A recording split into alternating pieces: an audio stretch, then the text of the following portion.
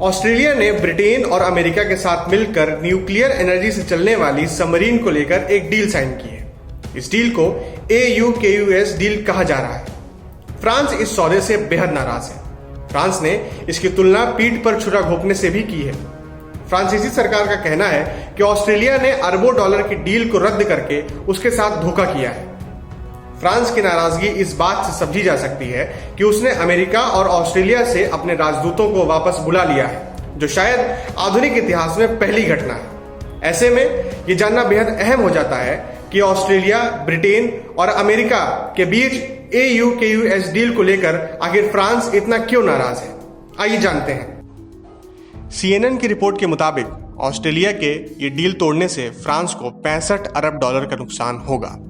ये deal diesel चालित पनडुब्बियों के लिए की गई थी। फ्रांस दुनिया भर में हथियारों का एक अहम एक्सपोर्टर है और डील रद्द होने से उसके रक्षा क्षेत्र को बड़े आर्थिक झटके का खतरा है। यही नहीं, हिंद प्रशांत क्षेत्र में रणनीतिक नुकसान उठाना पड़ सकता है, जहां वह अपनी स्थिति मजबूत करने की कोशिश में था। Stockholm International Peace Research Institute के मुताबिक साल 2010 से 2020 के बीच ऑस्ट्रेलिया हथियारों का चौथा सबसे बड़ा आयातक था, जबकि फ्रांस उसे हथियार पहुंचाने वाला तीसरा सबसे बड़ा देश।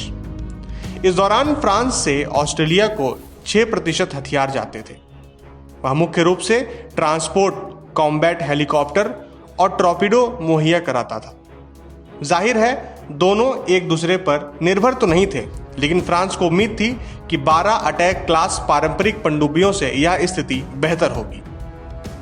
अमेरिका, ब्रिटेन और ऑस्ट्रेलिया के बीच हुए गुपचुप समझौते से फ्रांस बेहद गुस्सा है, खासकर अमेरिका से।